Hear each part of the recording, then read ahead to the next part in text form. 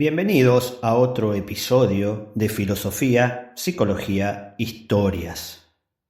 Hoy vamos a hablar de la magia y la hechicería en la Edad Media. Para eso vamos a remontarnos a un medio ambiente mágico que ya existía en realidad en la Roma imperial, porque ya se habían olvidado prácticamente de la ciencia pura de los griegos. Plinio el Viejo, por ejemplo, en su Historia Natural, página por medio habla de magia y muchos suponemos que esa magia es de origen medieval, pero gracias a estos escritos sabemos que su origen es más antiguo. Lo que quedaba de la ciencia griega en Europa fue sepultado en las bibliotecas de Constantinopla hasta que sufrió el saqueo en 1209.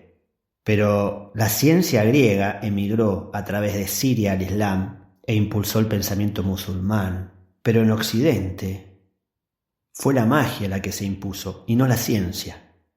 Había una atmósfera de mitos, leyendas, milagros, presagios, demonios, prodigios, magia, astrología, adivinación y hechicería. Todo eso ya existía en ese mundo romano.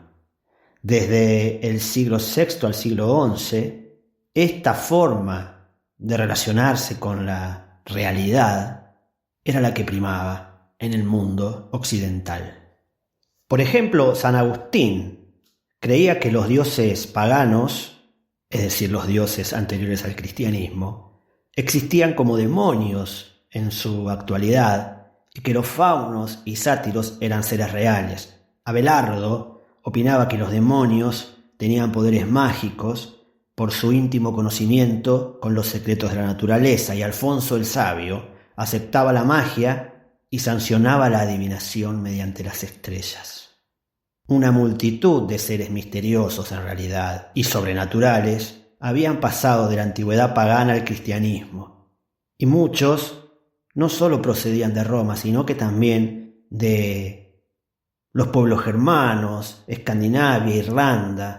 Habían llegado los enanos, los trasgos, los gigantes, las hadas, los duendes, los gnomos, ogros, silfos y dragones, también vampiros y otros seres sobrenaturales que procedían del este.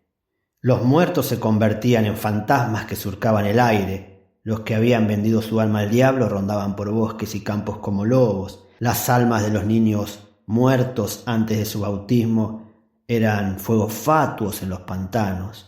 San Edmundo Rich, mirando un vuelo de cuervos, los reconoció como una bandada de demonios que iban a buscar el alma de un usurero en su comarca. Se hablaba de echar mediante exorcismos a demonios y podía verse salir de la boca de los exorcizados una mosca negra y hasta a veces un perro. La gente llevaba centenares de objetos sobre sí mismas, es decir, portaban hierbas, piedras, amuletos, anillos, gemas, porque consideraban que su valor mágico servía para alejar a los demonios. La herradura era un símbolo favorable para poner en las casas por su forma de media luna que la relacionaba con la antigua diosa lunar.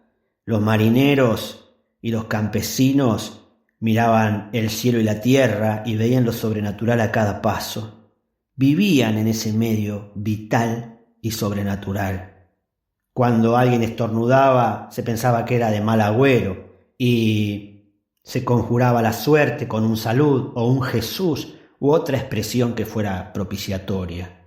Había filtros para hacer nacer o morir el amor. Se podía evitar la concepción escupiendo 3 veces en la boca de una rana o teniendo en la mano un trozo de jaspe durante el acto amoroso. A veces la Iglesia castigaba estas prácticas con una gradación de penitencias, de oraciones. Solo atacaba la magia negra en realidad, pero no la magia en sí misma. Había un libro, el libro Perditionis o libro de la perdición, donde se daban los nombres de los demonios principales y cómo conjurarlos. Se usaba mucho el encantamiento, que era una fórmula simple que se usaba varias veces, y eso podía sanar una enfermedad, evitar un aborto, desembarazarse de un enemigo. La mayoría de los cristianos consideraban que estos encantamientos mágicos eran prodigios que uno podía invocar. Incluso la propia señal de la cruz, el Padre Nuestro y el Ave María, se empleaban como rito mágico para producir efectos milagrosos. Es decir, la creencia en la hechicería era universal. Generalmente se acusaba a las mujeres de portar la magia. Decían que en ciertas noches, montadas en bestias, cabalgaban con una hueste de demonios en lo que llamaban el sabbat de las brujas o el aquelarre. Había una forma de brujería que era hacer un muñeco de cera de un personaje en particular y clavarle alfileres. Un ministro de Felipe IV fue acusado de haber contratado una bruja para que le hiciera esto a la imagen del rey. También se decía que el mal de ojo que causaban las mujeres podía llegar a matar. La ley de los visigodos acusaba a las brujas de invocar a los demonios, sacrificar al diablo, causar tormentos, y ordenaba a las convictas de estos delitos a afeitarse la cabeza. Muchos teólogos creían que las mujeres podían llegar a ser portadoras de delitos mediante la magia, y cuando en 1289 la Inquisición empezó su campaña para suprimirlas, fue una catástrofe.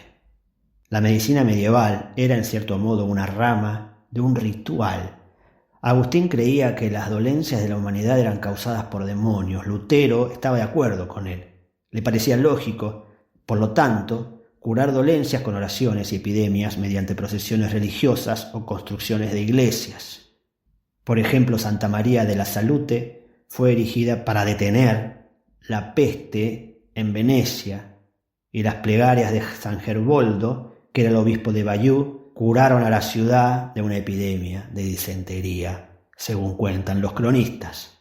Había medios mágicos para sanar. La mayoría de los viejos métodos estaba la aeromancia, que era entender el signo que trae los vientos, la piromancia, que era leer el humo que se elevaba del fuego, y también la geomancia, que era unir puntos con líneas y realizar figuras geométricas, y también la nigromancia, que era el saber el porvenir invocando a los muertos. Alberto Grotto, dicen, a petición de Federico Barbarroja, evocó el espíritu de la esposa del emperador. Es decir, en este medio ambiente mágico vivían los campesinos y los reyes. Y no solo fueron condenadas las mujeres a la hoguera, sino también comunidades enteras, como por ejemplo la comunidad de los caballeros templarios. Y muchas veces la acusación de brujería no era otra cosa que la eliminación de comunidades o de prácticas ancestrales de medicina o de formas comunitarias que se querían exterminar. Por lo tanto, podemos ver que la persecución a estas prácticas fueron más que nada en un sentido normalizador, y que eso todavía ocurre en muchas civilizaciones que quieren conservar sus antiguas prácticas sanadoras. Y hablando de prácticas sanadoras, voy a despedirme con una cita de Paracelso, aquel médico de la Edad Media y alquimista y químico, que nos resume en una pequeña frase el sentido de la magia y la filosofía. Y esta frase dice así: la magia es la ciencia de lo oculto. Nunca dejamos de buscarla, pero solo los filósofos la encuentran en todas partes.